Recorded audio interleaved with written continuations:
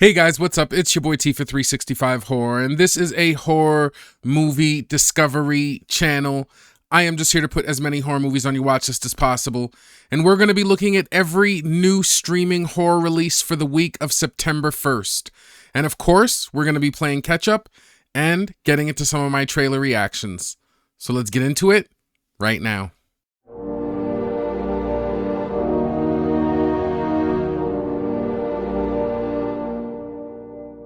Well, here we go again with another week. I hope everybody's been having a good week. I myself have been having a great week because I'm an NFL guy, and NFL did start this week, so that was great fun. I got to watch, that Cowboy-Eagles game.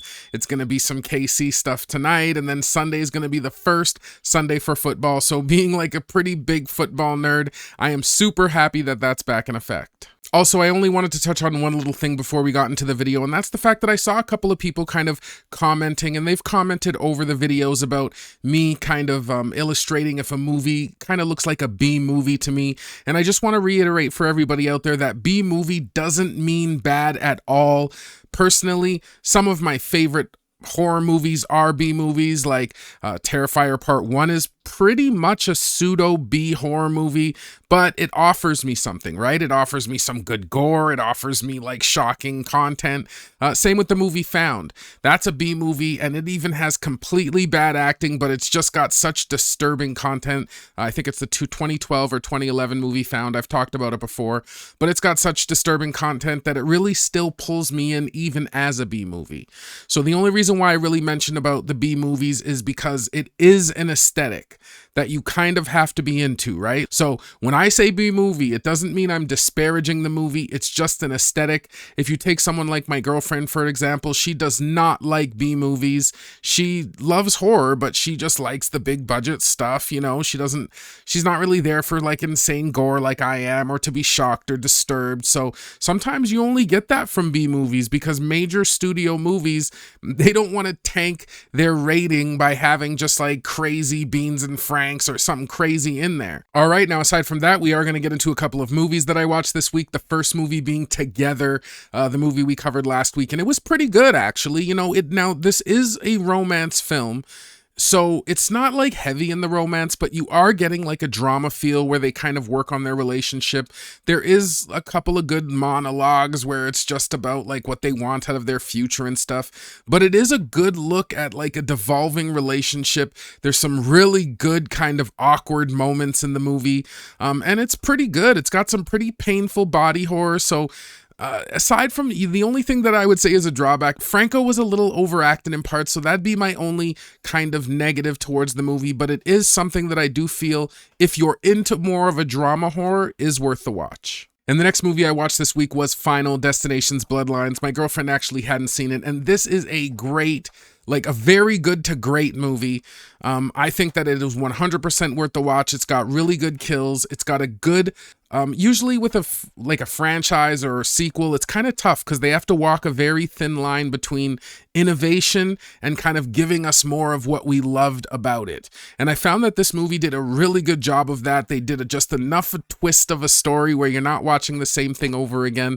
It's still the same intense kind of, anxiety-ridden, Goldberg machine kills, much better. I thought that the Monkey was going to have good Goldberg machine kills. This one takes the cake, as the Final Destinations always do. So that one for me personally is a must watch. And the next movie I took in was a movie called It Feeds, and it was pretty good. I did like what they were doing, and they were kind of trying for some creeps and stuff, but overall I felt like the movie just felt very formulaic. Again, it felt like another kind of Saturday afternoon film. It was TV-14, so there's no gore in this film or anything like that, and overall it just was nothing that was really impactful. I wouldn't exactly say that it's like a skip for sure, but it is kind of one of those I don't really have any of my high priorities to watch, and maybe then it's kind of worth the watch. And the last movie I took in this week actually wasn't a new movie, so please excuse me. I didn't say I would only cover new movies. I'm just going to cover what I watched this week. But I watched The Strange Thing About the Johnsons. I believe this is a 2011 movie, and it is a very weird and impactful kind of film. It's short, so I mean, if you got like an extra 30-40 minutes, I suggest you watch it, but it really takes some usual tropes and really turns them uncomfortably on their head, and it gets right into it right away. Just the way the whole movie transpires, it's like you're almost like, what am I watching? And it's done in a really good and disturbing way. So if you wanted to watch something more kind of like out there and weird and disturbing and perhaps uncomfortable, then I definitely think you should check out The Strange Thing About the Johnsons. Next thing we're going to get into is a little bit of streaming news and the fact that the movie Dangerous Animals is now available on Shudder.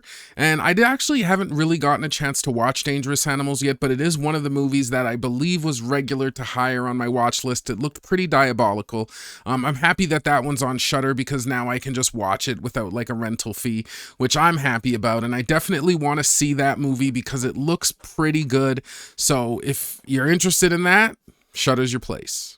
So unfortunately, this week was a little bit of a short week, so we only really have 2 brand new releases, but I have managed to fill the other 6 spots with, for anybody who's new to the series, last month I got a brand new puppy. We had to do a bunch of stuff around the house, and I did miss a couple weeks, and those weeks were pretty action-packed summer movies, so I am going to catch up on those. So in the latter half of the video with the last 6 movies, if they are films that you've heard of or seen, that doesn't surprise me, but I just want to keep people who really follow this series faithfully completely caught up and aware of everything.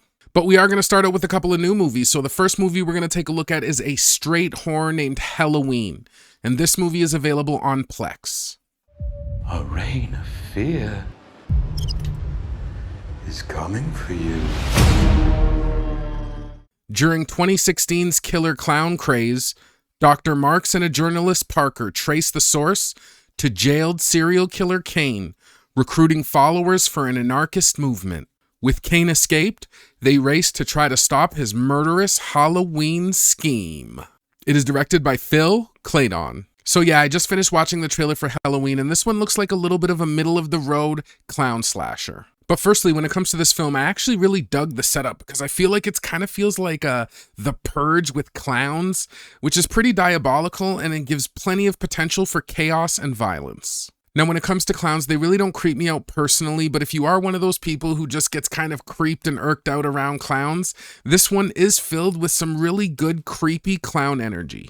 Now, some of the kills in this one do look pretty brutal action-wise, at least, and they are calling this one the British Terrifier, which is a very bold flex. The only problem I had is that we just don't see a ton of gore in the trailer. So basically, overall, here's where I'm at. The brutality and gore that they tease does bump it up on my watch list, but if you're gonna call yourself the next Terrifier, you better bring the gore in like a big way. And honestly, that tagline, even though it has my expectations a little bit high, it probably saves this movie from a lower spot on my watch list, so let's hope that it delivers. And I think that Helloween is actually going to get a slightly higher priority on my watch list. It was Halloween night, 1996, when the 10-year-old child the press named Kane, the killer clown, decapitated his foster parents before taking the lives of 3 more. That murderer resides inside Morton Downs Psychiatric Hospital. Next movie we're going to take a look at is a straight horror named A44 the Vegan Zombie. And this movie is available on Google Play. Don't eat animals, fools.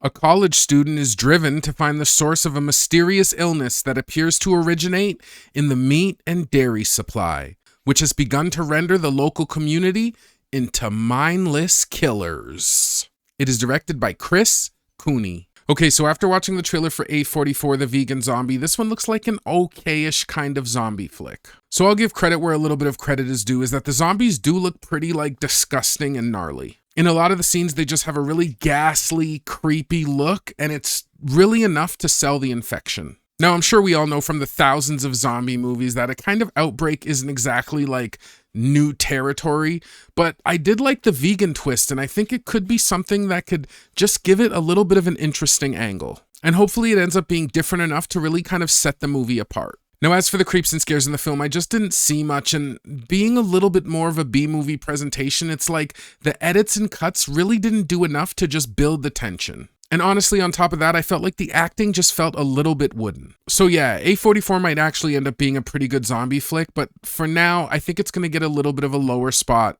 on my watch list.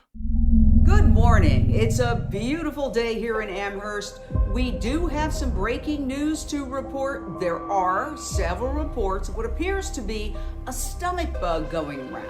Now, experts are not quite sure of the cause, but an investigation is underway.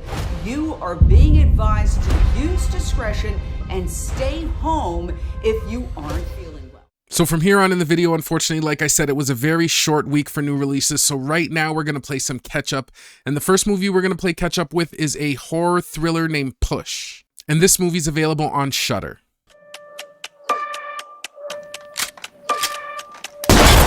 You're having a rough day, huh? This story follows a realtor who must survive a night of terror when a deranged client shows up at her open house.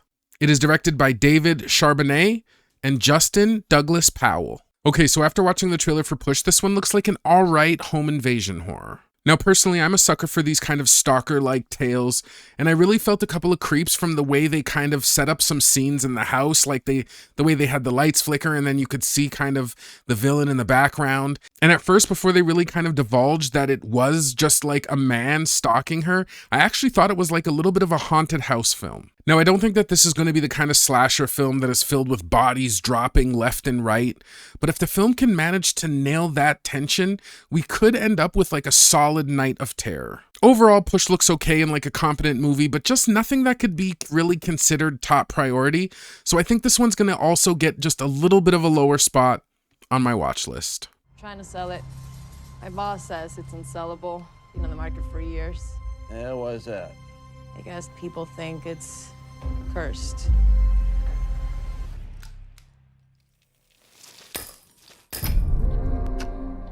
Next movie we're going to take a look at is a drama fantasy horror named Else. And this movie is available on Fandor, Google Play, and Apple TV.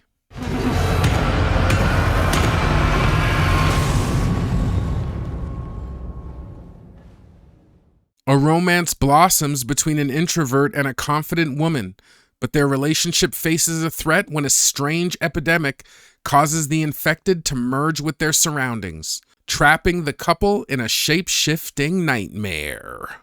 It is directed by Thibault Emin. Okay, so after watching the trailer for Else, this one looks like a little bit of a strange kind of artsy body horror. Now for this one, I really dug the premise because watching people merge with their surroundings, it's just bizarre, unsettling, and visually it's quite unique. And when you add in a kind of subtle pandemic vibe that's triggering it all, it leaves you with something that does feel just a little bit fresh. Now, for what this movie does have good going for it, again, with the visual style and stuff, it does have two major drawbacks.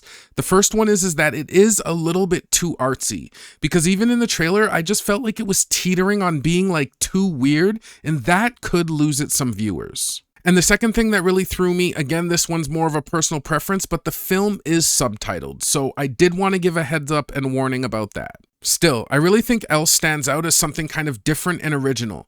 My only hope is that it doesn't end up kind of drowning itself in its own obscurity. For now, because I am a little bit intrigued about the whole premise and exactly how these people merge and how it all does go down, this one's just going to barely earn a regular spot on my watch list.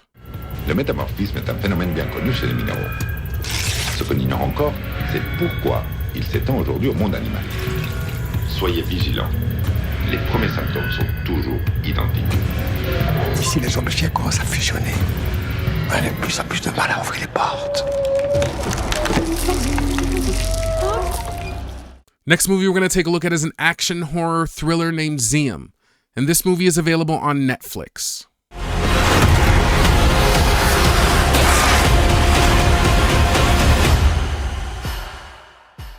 In a world succumbing to hunger, a Muay Thai fighter fights off zombies to save his beloved. It is directed by Kulp Kaljaruk. Okay, I'm sure I butchered the names as usual, but after watching the trailer for Ziam, this one looks like a pretty bloody, action-packed zombie flick. Now, right from the start, this movie really does just throw blood everywhere. The zombies look gnarly, and the film looks to do a really good job of kind of nailing that action to horror to gore sweet spot. Now, the film doesn't look like it's reaching like the sadness levels of disturbing, but a lot of the kind of brutal, gory action did kind of look raw, and it got me hyped. So I can already hear people saying, yeah, but T, it's just another kind of outbreak zombie setup, nothing really new, but at least this one looks bloody, violent, and chaotic. And another word of warning, yes, this movie is kind of subtitled, but if it leans into that gore and rawness, I'm in. So yeah, for me personally, Ziam looks bloody, brutal, and fun. So I think that's going to earn it a regular spot on my watch list.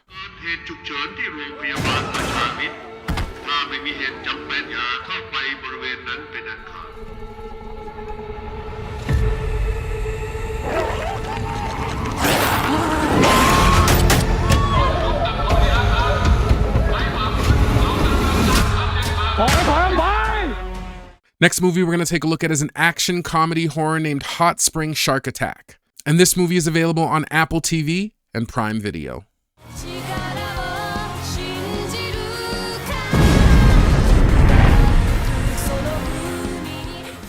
There have been cases of mysterious disappearances of onsen visitors in Atsumi City in S Prefecture.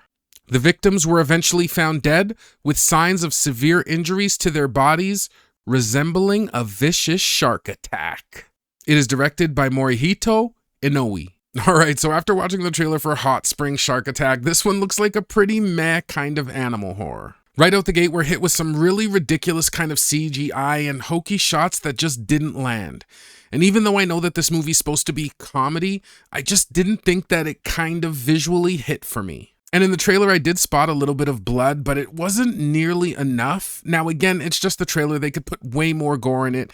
But to really hook me for an animal horror, man, like, I need to see the gore, especially if it's like a shark movie. Like, I want to see limbs bitten off, even in the trailer. Now, I have to admit, when it came to the acting, I just thought it was over the top campy.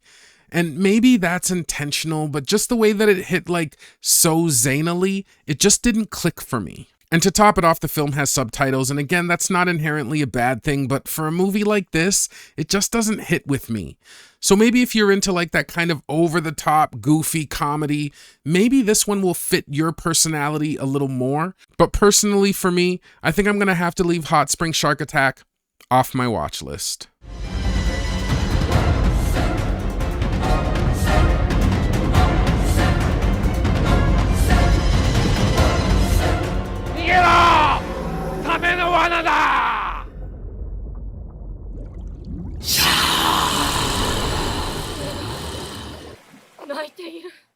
Next movie we're going to take a look at is a drama horror western named Forgive Us All.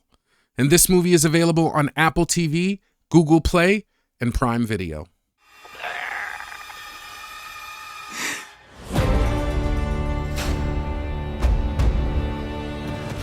A story of redemption in a world gone dark. It is directed by Jordana Stott. Okay, so after watching the trailer for Forgive Us All, this one looks like a little bit of a middle-of-the-road zombie horror. Now, when it comes to the zombies themselves, they don't look bad, they look fine, and it does look like we might get a decent splash of gore. And what stood out to me a little bit more in this film was the setting.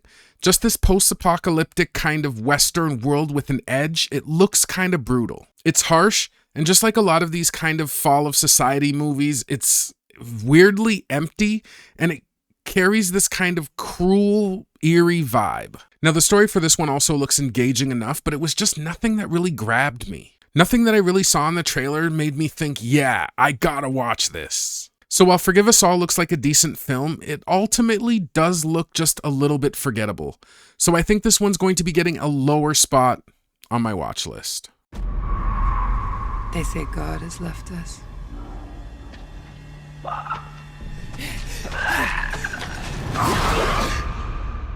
Couldn't believe what we've become. It's nearly 4 years since the outbreak. The days are getting longer and harder. All right, guys, last movie we're going to take a look at this week is a horror sci-fi thriller named Never Blink. And this movie is available on Google Play, Apple TV, and Prime Video.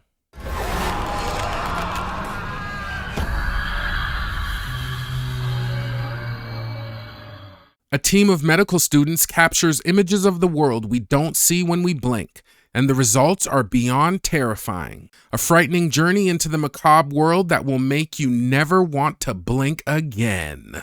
It is directed by Christopher St. Booth and Philip Adrian Booth. So after watching the trailer for Never Blink, this one looks like an okay kind of sci-fi monster horror. Now, first off, I want to touch on the fact that I really like the premise for this movie, because the idea that there's an entire world hiding in the darkness of our blinks, it's just such a creepy, cool, and clever setup. I also like that they are trying to kind of lean into these creepy vibes, and I did see some pretty solid gore. I also think that whatever entity or whatever being is kind of hiding in the world of these blinks, it did look kind of brutal, at least at first glance. But here's the main problem. When they kind of show you the monster that's hiding in the blinks, the film just kind of lost me a little bit. And I really wish they would have kept it like more unknown, like a supernatural entity. I just figured that it would have been way creepier. So yeah, I think Never Blink starts out with a really strong premise, but unless the monster's cool, and don't get me wrong, he does some pretty brutal things in the trailer, but I have a feeling that just because of the monster, I'm afraid that this movie might stumble on execution. But because I like the premise, I think I'm still gonna have a little bit of hope and give this one a slightly lower spot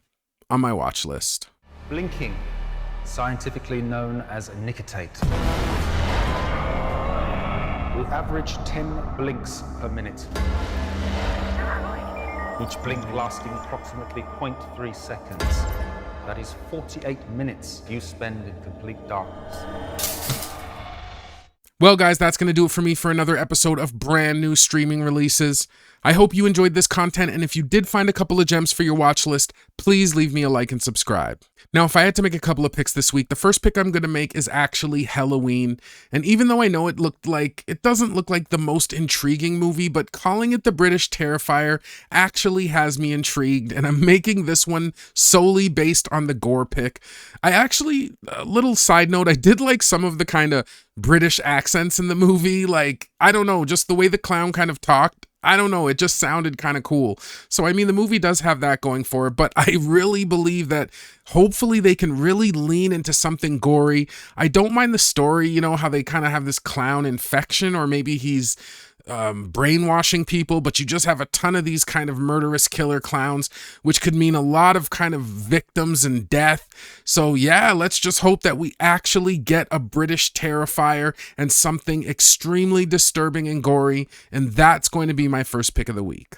And for my second pick of the week, I think I'm going to go with the action zombie horror named Ziam, or Ziam. I'm not exactly sure how to pronounce it, but it just looks brutal and bloody. Like, I don't know if we're going to get sadness levels, but some of the zombie stuff that we do see, it did look really gory, just the faces and mouths with the blood in it. It had a really good look to it.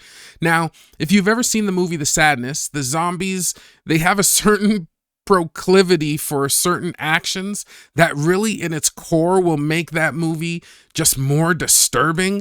But I don't know, this movie might have the same level of gore. It looks really gory, and just being an action film, you know that a lot of these kind of Asian horrors, when they're action films, they just go crazy with the violence and brutality. So I don't think we're going to get the exact disturbing angle, but we might get something like good and gory. And by the way, I just also want to add that if you haven't seen The Sadness, I'm sure everybody on this channel has heard about it by now, but you definitely, if you like a disturbing, gory zombie horror, go watch that film immediately. And for my last pick of the week, it's not exactly going to be the solidest pick because I don't know, I feel like the movie could very easily stray into obscurity, but that is the movie Else.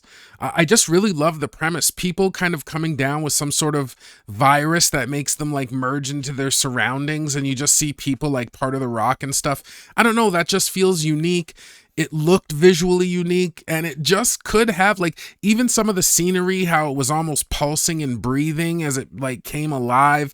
It just looked really good. And again, the only reason why I'm not making it a core pick is because it could just be so weird that it gets turned off quite early.